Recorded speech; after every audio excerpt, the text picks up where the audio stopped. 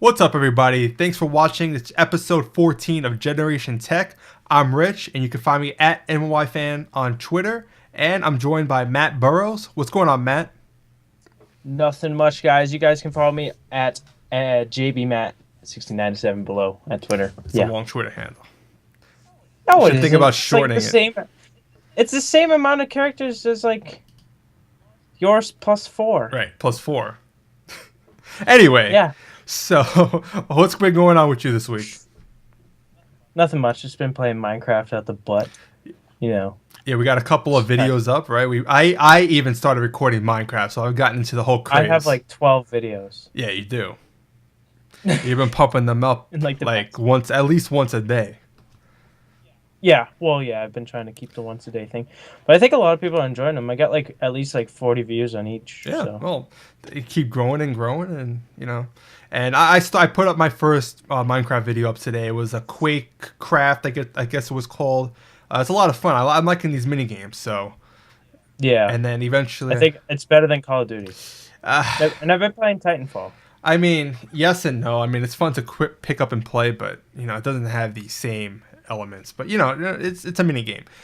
But I will be doing SMP server, survival series videos and stuff like that. And I'll be recording those pretty shortly, probably on the weekend. So look out for those. Yeah. I think it's gonna be a lot of fun. But Yeah, definitely. in the world of tech, there's actually been a lot happening. We have a lot of new products. Not so much new products, but like a foresight of what's to come in the future, the near future. Unveilings, and a couple little new tidbits and stuff like that. So let's just dive right into the first one, which is pretty. It came out of left field. Like I don't think there was any leaks or hype about this, and it's Project Morpheus, and it's PlayStation, Sony's virtual reality machine. It's I have the wrong link up here. It's their virtual reality headset, which it tracks your head movement and stuff like that. It has basically a PlayStation Move built into the headset, and every time you move your head, it tracks your head movement, and it changes the camera angle accordingly. And I think it was a matter of time where we got to this stage. We went from like the Wii, where they had the nunchucks and you had simple movements and stuff like that. Then we went to like the PlayStation Move and the Xbox Kinect, where it got a little bit more sophisticated. It was able to track your movement a little bit more accurately, and it was better in gameplay and stuff like that. And this is the next step. This is probably going to be the next fad in gaming. Whether or not it's successful or not is yet to be seen, obviously, because we're just in the infancy of this. And Xbox and Microsoft, they're going to be unveiling their own version soon. I think they're actually kind of announced that they're working on something like this, right? Yeah, for sure. There's all kinds of companies coming kind of like out of the dark with these new reality sets. I mean, it doesn't always have to be just a headset. Like, there's a company that actually has this thing that you strap in, and you can run around and crouch and stuff, all in this treadmill thing where your shoes kind of slide across it. It's pretty cool. So, and go ahead, keep going. And they're pairing that with the Oculus Rift. So I mean, it's becoming more and more prevalent today. Technology. Well, this looks a lot more polished than the Oculus Rift, because the Oculus Rift looks like a college team put it together. It's just like a makeshift setup. This actually looks like it could be sold as production. It looks pretty damn good, although it is wired and it has, it's not obviously ready. It's still bulky. But what are your thoughts about using a headset like this? I mean, the 3D fad came. I don't want to say it went, but it's all but pretty much over, I want to say. And a lot of it has to do because a lot of people don't want to wear the eyeglasses. If 3D was available with just looking at a screen like the 3DS, then I think it would have taken off a little bit easier. But with that being said, what do you think about virtual reality in this sense, that you have to wear this huge, bulky headset to enjoy it? Well, I mean, that's really with our limitations as a species with having 2 eyes, and can't really move them around as we want.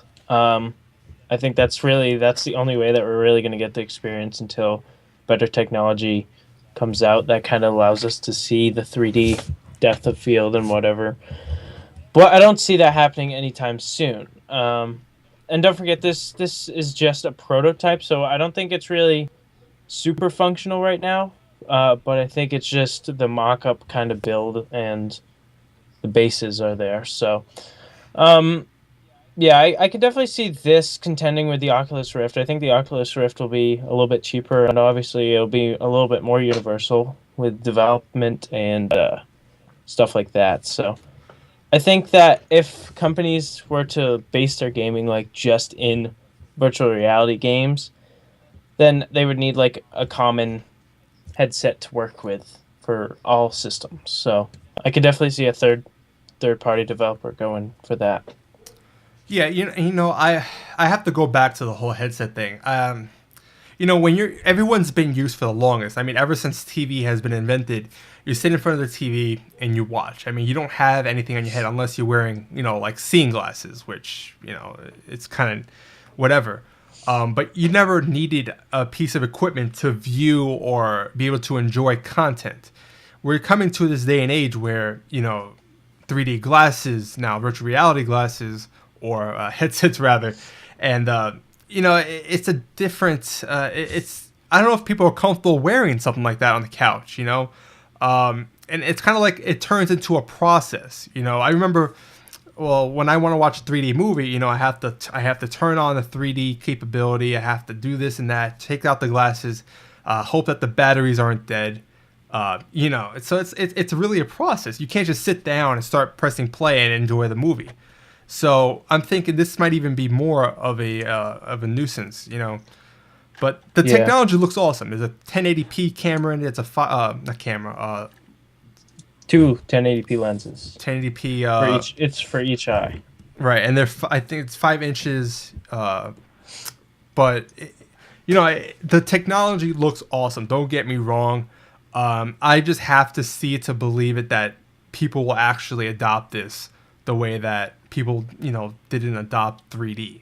So, and I think that it's awesome that first-party developers like Sony and Microsoft hopefully eventually will be doing this. Because if a third-party company does this, it's not going to be widely adopted.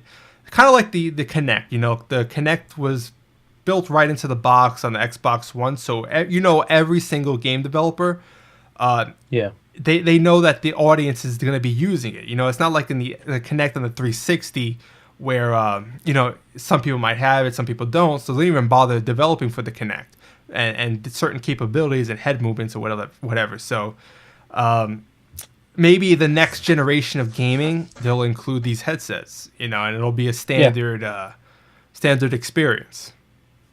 Yeah, you never know. I mean, next generation, I know we just got this generation, but I mean, people are always thinking ahead. 7 years from now, I could definitely see that happening. Having a really solidly built, solidly tested, have a good lineup of games, just VR gaming system. I mean, I could see that happening easily. Well, they definitely are working on next gen systems. I mean, if you look back on when the 360 was launched and the PS3. About a year into their lifespan, maybe even less, they were working on the next generation. So I'm pretty sure they're on the really early phases on next gen already, because these things take a long time. They're planning out what's going to be the killer feature on those next gen systems. They're really thinking ahead and they're trying to predict what the fads are and what the trends will be in the future. It's a tough task, but maybe they're banking on virtual reality being that next killer feature for their console, kind of like what the Kinect is right now. It's based around the Xbox One is basically all about the Kinect, voice commands and tracking, and so I really like it. It works well. Yeah, and I don't even think we've even tapped the full functionality of the Kinect yet. I think it's still yet to be seen what this baby can do. It's kind of like, okay, I could turn on my Xbox with the voice command. I could change games and stuff like that. But what else is there? There has to be more to it, So I think there's a lot to be tapped into still. So, yeah. Go ahead. I saw, actually, speaking of features that the Kinect can be used for, I was actually watching Ghost Hunters. You know that show? Yeah. they were using a Kinect to actually do image scans, like infrared image scans on a room to sense like movement with a field of like dots. It kind of looks like a star kind of thing. And it was pretty cool that they were using a Kinect, an Xbox Kinect, and through a computer's program they could actually just like sense that type of stuff. So I mean, there's all kinds of features that you can use. It's just we need developers for them to kind of make it happen. Sounds like they watched Paranormal Activity. Did you ever see where they used the Kinect and the ghost was kind of, you could see it moving through the little dots? Oh no, I didn't. Yeah, it was the exact same idea. That's what they were doing. Yeah, it was pretty. I thought it was pretty cool. It was kind of scary. Oh no, I never saw that. Was that the last? Nothing. It was 3, I believe. Oh. The one with the girl, like in her teen years, whatever. But anyway, I'll have to check it Yeah, out. it was pretty cool. They referenced the Kinect a couple of times. But the other thing that Sony also announced, not a big thing at all, but a couple of weeks ago, Xbox released a firmware update for their controller to kind of tinker with things. And now it looks like Sony did the same thing with their DualShock 4 controller. And basically all this firmware update does is allow you to adjust the dimness on the lighting on the controller. Because I notice when I'm watching a movie or I'm playing a game in the dark, that light is really bright. I mean, it's at full maxness, and it kind of bounces off my TV, and it's kind of distracting. So I'm glad they're going to have this now where I can actually dim it. It doesn't let you turn it off completely, but I just think the idea that, again, Sony's able to update the firmware on the controller, and it's not just an Xbox thing, that's an awesome thing. What do you think? Well, I think that now that both companies are able to update their controllers, I mean, I talked about this, I think, 2 episodes ago. Like, they can add options in game for certain scenes or something quickly via like Wi-Fi or whatever.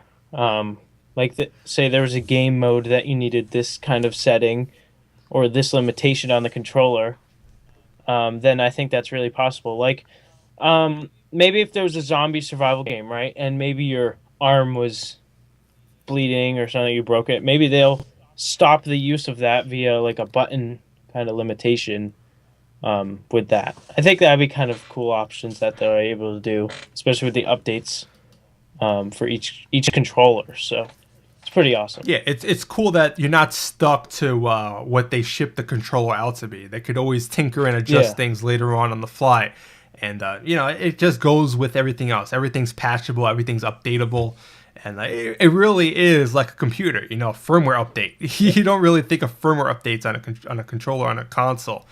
So, like maybe you'd think of like drivers or something. Yeah. But I mean, it's not really the same. Like computer controllers require drivers and all that stuff. But this is an actual update where they can tweak features. They can do all that type of stuff just easily, like instantly. Yeah. And when the Xbox One controller update came around, we kind of questioned, is Sony going to be able to do the same thing? And they came right a couple of weeks later, maybe like 2 weeks ago, and they did the update of their own. So that's really cool. And since we're on the subject of controllers, let's talk about another controller that's going to be out pretty soon, and that's the Valve Steam controller. Now, we've seen it, we've seen mock-ups, we've seen, prototypes and stuff like that, and apparently people got hands-on impressions of these things, and there's still prototypes.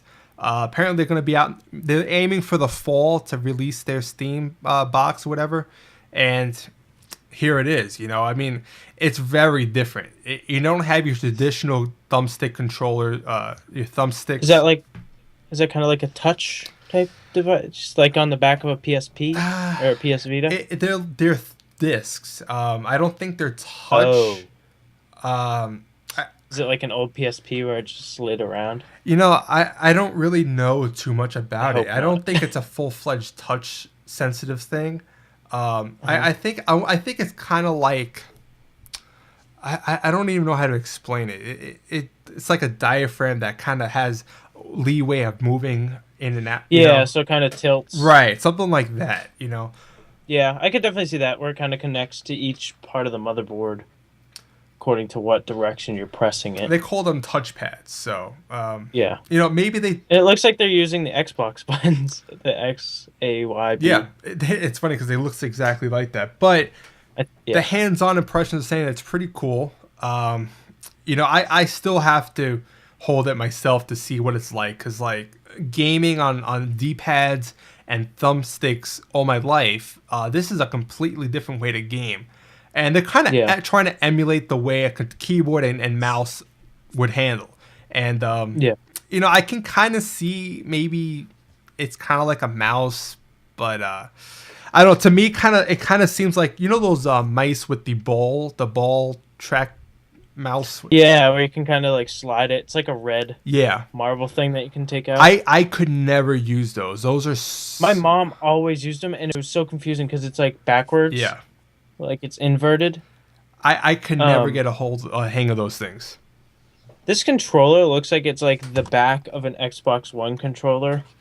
Like they put the buttons there. Doesn't it? It does. Kind of look like the back of an actual controller. It looks inverted, like you're looking at the way especially the handles, the contour, right?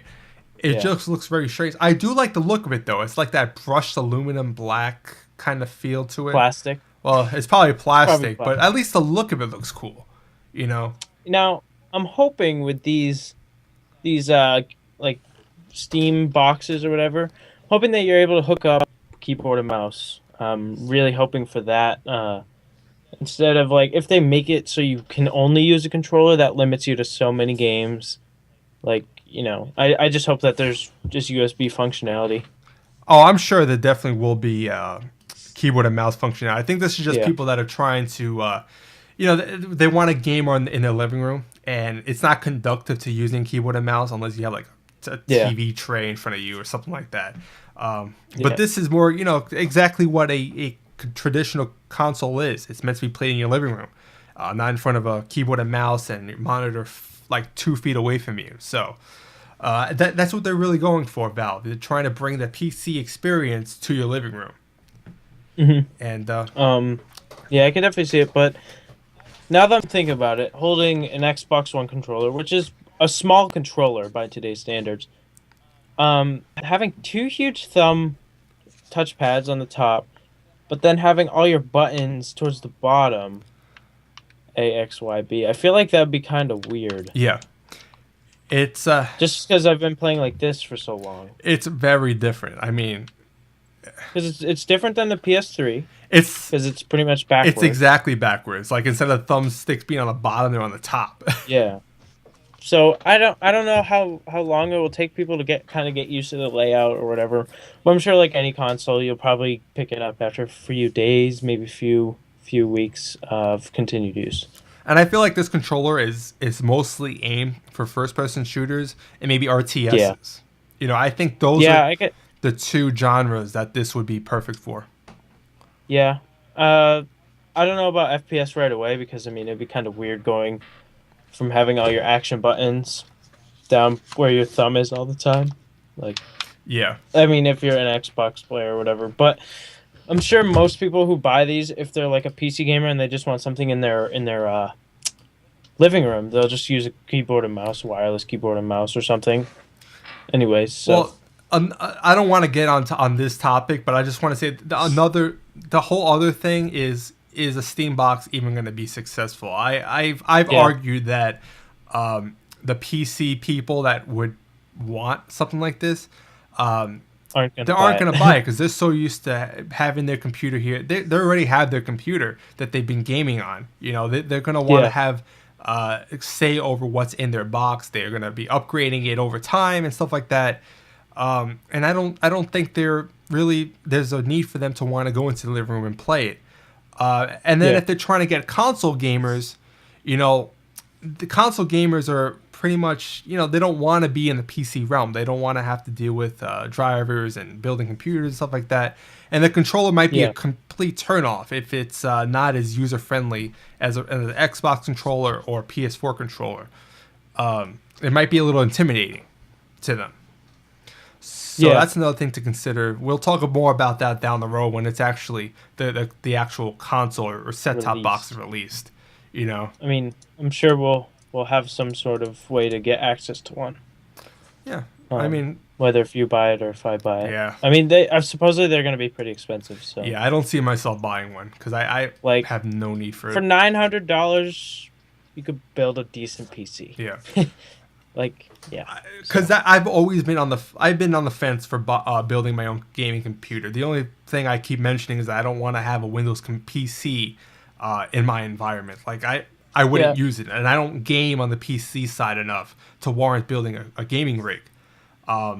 So that's like me because I have that second laptop and I've never touched it. I've maybe dragged a couple files over, and I just don't want to go back to Windows. Yeah, that's exactly how I am. And, if I'm going to spend $900 on to PC game, I'd rather just spend it on building my own rig. So to me, it's going to be a tough sell. But we'll see. We'll see what happens when it comes out. Yeah, for sure. So to move on, then the other big topic of the week is Google Wear. So, well, Android Wear rather. Yeah. It looks awesome, I must say. It does. Like, this looks like something that you could wear to work. Yeah. And we'll talk more about the design later because we have something else that was also released. But let's talk about the actual platform itself, the Android Wear platform. To me, I think it's awesome. I think it had to happen where there was a single platform that all these wearable watches, these smartwatches, had a software that they all had in common. Samsung released their watches, and they have their own Samsung-esque Android version on it. Now it's an Android mask. Yeah, and if all smartwatches have a very specific version of Android on it that's tailored for a watch and it has certain features, I think having that uniformity across all platforms is going to be awesome and needed, quite honestly. Now, I don't want to touch on the design too much right now, but with a OS that goes across all devices, do you think that'll limit them because the screen's circular versus square or rectangle? Like limiting what's showing on the screen. Do you think that there'll have to be like an algorithm of sorts that kind of can tell when it's a circular screen versus a square screen? Well, definitely. It's kind of like now. You have Androids that are 2.5 inches. You have Androids that are 6.5 inches. And Android's able to put everything under the sun to work. So it's nothing that's different. And I'm sure if it's round, if it's square, no matter how big it is, if it has a really long screen, they'll be able to tell through the software. That shouldn't be a problem. But I just think the idea of having this one singular thing, kind of like they really compare it to a Nexus platform, where it's like it's their flagship vanilla. It's like the vanilla experience, right? And then each company can kind of tailor and tinker with it the way they want to. Kind of like HTC has their own little overlay that they put on there. I forget what they call it. HTC Sense. Right, the Sense, which is a lot of people don't like it that much. Yeah, I mean, with some phones now, they're actually releasing it without all that stuff because a lot of people don't like the mask. They just want the stock Android experience, which I mean, you can get with just rooting your phone or whatever, but some people just don't want to go through that. Right. So, I mean, it's really up to you. I think I can definitely see people developing for these, making their own kind of skins or whatever, custom themes and all that stuff. So I'm sure these will be very customizable, seeing that it is running on Android. Yeah, and Android is always about customization and tinkering and all that stuff. But the other thing that was announced, among other things, is the Moto 360. Now, this is the type of watch I've been waiting for. Okay, let me talk a little bit about what I really was looking for in a smartwatch. There's two different ways to view it. There's a way to view it that you're bringing technology to a watch, or that you have a watch that just happens to be a smartwatch, with technology built into it. And I think a lot of people, in order for smartwatches or any wearable technology to take off, it has to be it's discrete technology. It has to look and feel like a watch that you've been using all your entire life, and it just so happens to have smart capabilities built into it and be able to tether to your phone. I kind of equate it to like the Airport Express behind me, or the Nest thermostat. It's something that you set it and you forget it. It works in the background, and Yep. you don't think about it. You don't have to tinker with it. You don't have to. It's just something that's there naturally. And I think with the Pebble Watch or the Samsung Watch, it has a square face. It's trying to. It doesn't look like any watch that you normally would wear. It doesn't look like a Rolex or any Casio. Any brand you want to think of. Have you seen the G-Shock watch? They actually have a line of smartwatches. They've been out for a little while, but it's pretty much exactly how you're describing it. It's the same look as they've always had, which a lot of people like when they like to wear flashier watches, kind of bigger sports looking watches. But it just has that technology in the background always running, where it can send you SMS texts and all that stuff. So I think that's kind of what people want. Yeah, and this is the perfect example of it being a perfect design. It's a circular screen, and we're all pretty much used to it. A lot of people really like the circular screen, me included. Yeah. But the other thing is, it doesn't even need to have a touch screen on these watches. A lot of people think that it's an automatic given that a smartwatch needs to have a touch screen. It doesn't.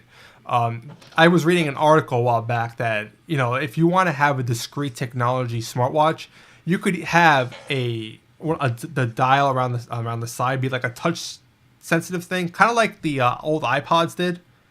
The scroll wheel. Yeah, like this one, kind of like this, where you just had to the click wheel type of thing, and that could be on the outside. It could be touch sensitive, very thin, very small.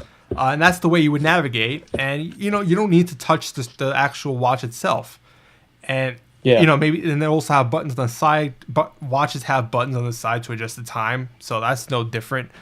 The only problem is, would the technology fit into such a small form factor? That's yet to be seen.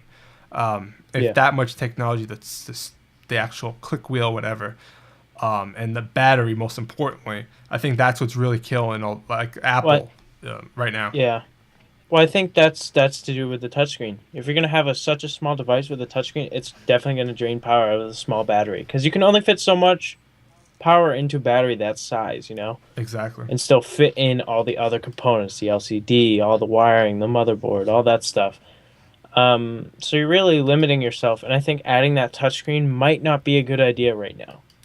And, there are watches that if they want to include it, they can include it. There's always good variety to be had.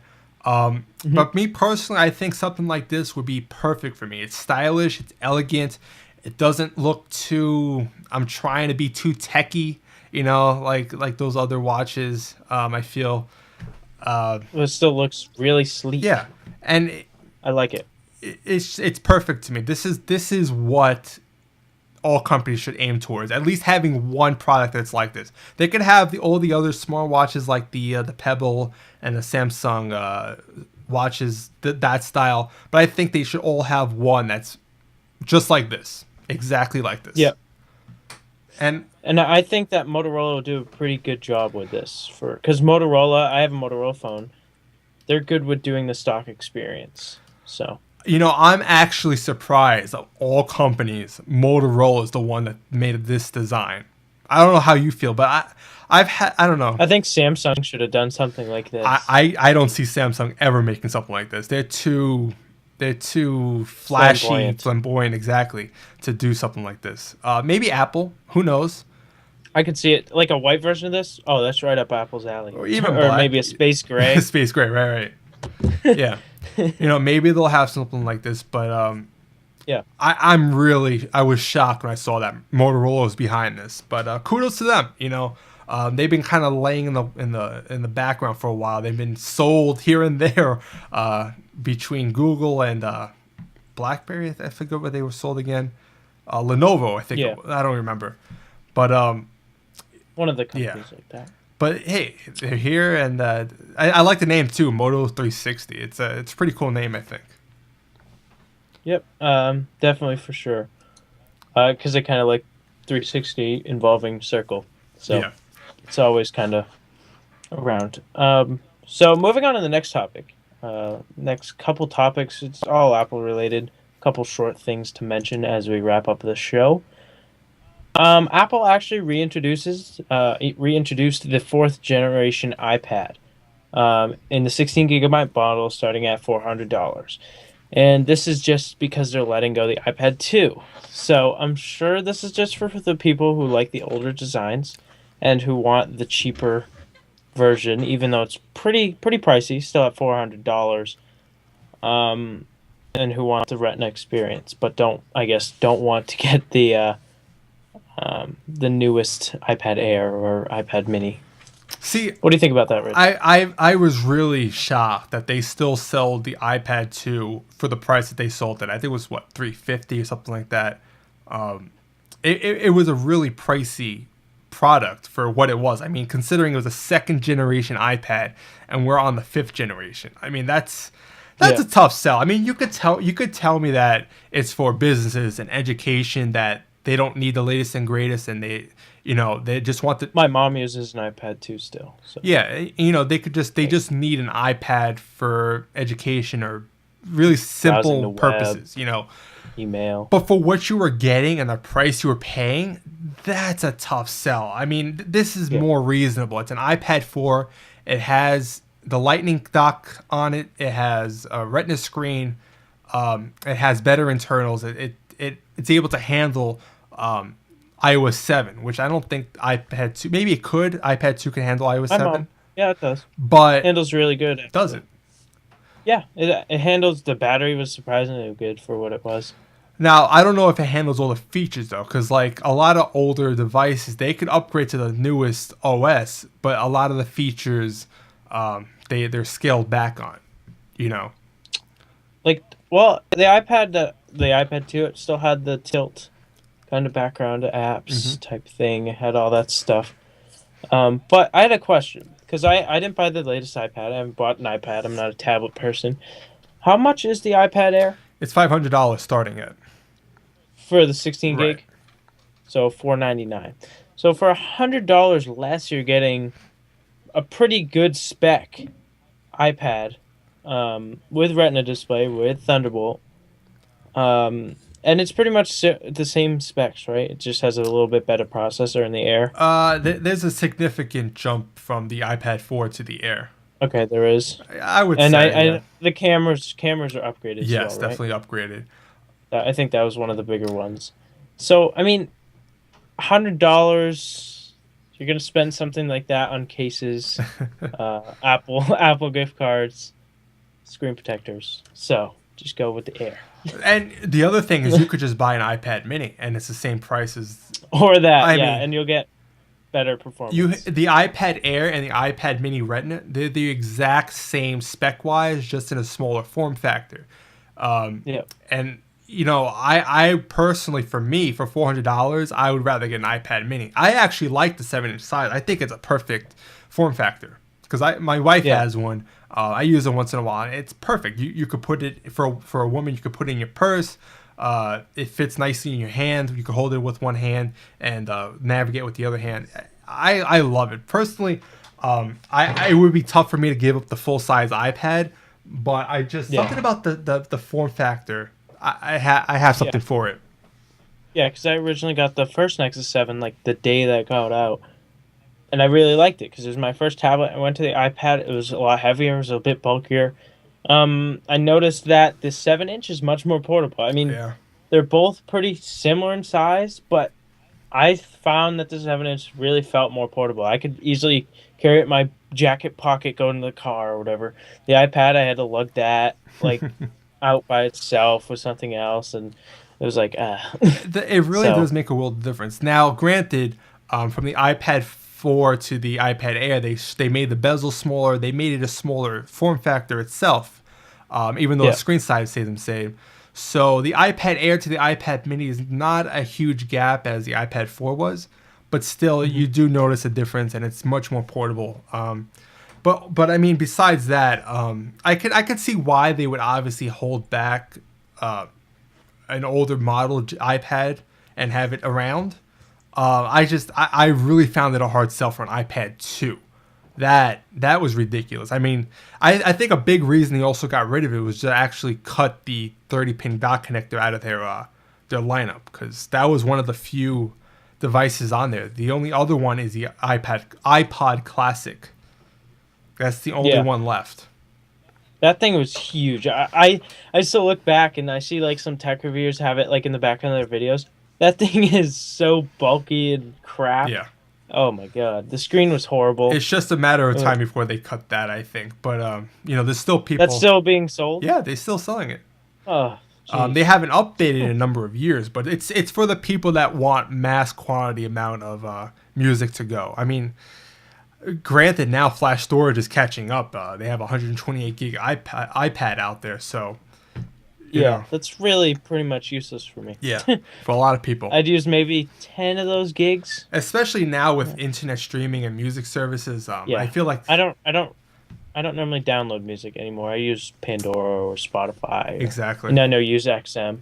Yeah, so. XM and I the only reason I do use storage is for music podcasts. Exactly.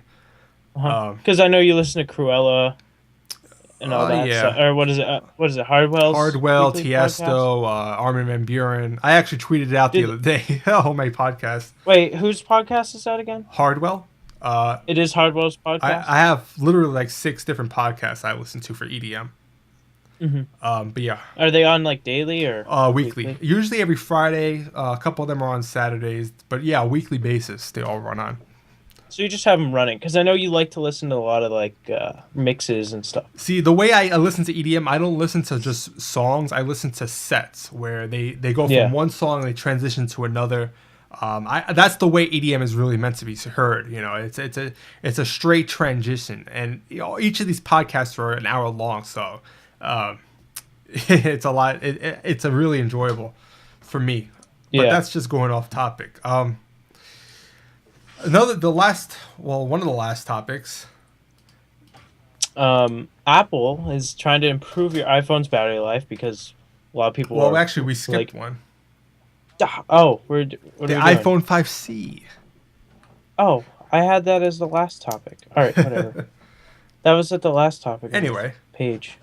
Anyway, so you want to do the 5C? Yeah. So I think it's been a general consensus that the 5C is a flop. It hasn't been selling as well as they were hoping. I don't. It's not a shock. I've seen a ton of people with having it. I do see people have them. Not on a big number basis, but I do see them once in a while. It's not a shock to me that it's not selling well, though. I mean, it's like the whole iPad thing we were just talking about. For a little bit more, you can get the latest and greatest. Meanwhile, this it has a cheaper look to it. It has cheaper internals, slower internals. And I don't know. I can see, I guess, kids and internationally why it would sell, but I wasn't expecting this much from it. And it's funny because they released the 5C and the 5S, the Apple's front page had the 5C on it, which I don't know why. It makes no sense whatsoever that would be like their leading product when they have a 5S they just announced as well. So they were really pushing. They were really marketing. There was a lot of commercials out there for the 5C. Yeah. But now they released an 8 gig version. And they made it a little cheaper. I guess they're really. It's only like $60 cheaper. Yeah. So I mean, it's another like just save your money for a case and screen protector. Buy the 5S. I don't know. I think, or just wait to the 6. It's going to be interesting to see what happens when they release the iPhone 6. Are they going to have a 5C equivalent, or are they going to keep the 5S? I don't think they're going to have a 5C equivalent, to be honest. I think they're just going to knock that off. Pretty much put that on the back burner. Probably just run out of their quantity. Well, then just put the 5C or 5S as the cheaper model. Well, that's what I'm hoping. But another reason the 5C was made is because the metal enclosure that the iPhone 5 has is expensive. It's premium material, so it's expensive to make. And it was hard for them to justify selling it at a cheaper price. That's why, hence the plastic polycarbonate backing. It's a cheaper product to make. I'm not sure if it's at the stage yet where the 5S enclosure is cheap enough for them to make for a cheaper price. Yeah, We'll have to see. sure. You know, that because that's really one of the leading reason why they made a 5C. So if they did what I said, then that means that that the iPhone 6 would be a huge difference in price. There'd be like probably $100 more if they wanted to make it so that the 5S was substantially cheaper. Not necessarily. I don't think they're going to deviate from their pricing schematic. They've had a $200, starting at $200, subsidized obviously. That's always been their price point. So I don't see them deviating from that. And their older model has always been $100 on contract, and 2 models later was a free phone on contract. So I'm wanting to see what they're going to do next time around as their middle tier phone. Are they going to have a 5S just how they have it now, this without changing it one bit, or are they going to have a polycarbonate enclosure surrounding a 5S internals? We'll see. Yeah. I hope they do away with this project that they did, because I hope the numbers really tell them what people think about it. You know. Yeah. And before we go on to the last topic, close off the show, we just got a couple comments just about the iPad and the iPhone. So John Harrison in the chat room says he loves his son's iPad mini for this form factor, but he would not give up his iPad 3 because of the screen size. So I think he's kind of in the same boat for you, Rich. Yeah, like I said, the 9.7-inch screen is tough to give up unless, you were traveling quite a bit. Yeah. And Farmer Boy Video says the 5C is not selling because it's plastic. So, I mean, I think people go to Apple not for the OS mainly, but for the form, like the build. Combination of both, but yeah. But more so the build than the OS. I think. Yeah, because that's why a lot of people don't like Androids, because it's cheap plastic. They want something that feels a little more sturdy. They always end up breaking like this here. Good old iPod 2nd gen. Yeah. So now we could finish off with the topic you were going to mention. Last topic. I just closed out of it once. Jeez, I'm crow. All right. So, as I try to open this up quickly here. Oh, okay. Apple is looking to improve battery life by tracking your usage habits. So, I think it's just going to be limiting programs that you don't use. Pretty much negating the fact that those programs are going to be sucking up your battery life. So I think this will work. Well, it's not even just that. It's going to learn when you're using your phone at peak times and when it's charging, when you usually charge it, when it's usually just sitting idle, so that it'll close background apps and notifications even, so that it's able to conserve battery life. And it gets really specific. I mean, it's going to learn. It's a patent that came through, so it's not like this is gonna happen, but this is a patent that has been shown up. And because I usually charge my phone at night. I don't charge during the middle of the day. My phone typically lasts me to the middle of the day, so it'll learn that I'm charging at night, and throughout the whole day it's winding down. And certain times during the day, it's just sitting on my desk doing nothing. When I'm at my job, at my desk, I don't really use my phone because I have my computer there. So, and I think most people are the same way. So it doesn't need to be pinging back and forth for Facebook or for Twitter, whatever it may be. Yeah. Like my phone, I have an Android.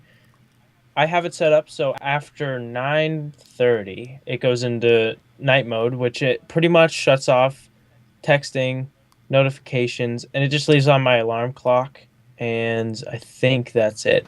And it pretty much just saves battery life. Say if I'm like camping or something and I just leave my phone on or whatever, which normally I wouldn't do. But I mean, it just kind of makes it so it's not using the background apps. It's not like clogging up the cache on the system cache. And I don't know, it just makes it easier for having my phone on overnight, which sometimes I use for the alarm clock. So I have to keep it on all night. But yeah, and it doesn't bother me while I'm sleeping. So I think that's just a small taste of something that this software or this program or app will do. So I'm sure it will have something like that plus day options. And I think we all know that the Samsung Galaxy 5S S5, they have a mode where it turns a really conservative battery saving mode where it turns the screen black and white. And since it's an OLED screen, the blackness doesn't actually, the screen doesn't have to turn on pixels for the black. It's just the white. So it saves battery that way, and it really throttles down the CPU and stuff like that. So if you're really in a bind, like if you have 5% battery and you need it to last like an hour or two, you turn that baby on and it's gonna last you probably for 2 hours. And I think Apple, they really needed to do something like that. And you know, with these patents and these ideas, I think they will get there, because everyone always needs more battery. And the option is not to make the batteries bigger; it's to make them more efficient with the software. And smaller. Well, hopefully smaller, but definitely not bigger. Yeah. But I think we'll need a different type of technology, because right now we're doing liquid batteries or lithium ion, which, I mean, all this stuff's really limited. It's all chemicals, and it's all limited by how you use it, how long you charge, how long you discharge. So, I mean, it's definitely an improving technology, but I think we can definitely see it improve in a couple of years. And there's also been patents in the past where you know, they show like solar power panels in the screen, so that when it's just sitting on your desk, you know, it's kind of charging, kind of like this thing right here. You know, my keyboard, it has solar panels in it, so I don't have to put batteries in it. And the cool thing with this is that it actually charges with my my screen monitor, like just light like that. It doesn't have to be direct sunlight or a incandescent bulb or anything like that. Any sort of light it can charge also, which is pretty cool, you know. But I think batteries in general is a technology that if we're gonna get far, like whether it's in space or just as a human species, I think batteries are gonna be the way to really be innovative in the future, because you know, cars, electric cars, or whatever, because batteries are really limiting technology at this point. So I'm waiting for that next innovation in battery technology to finally be here and take off. Yep, definitely, for sure.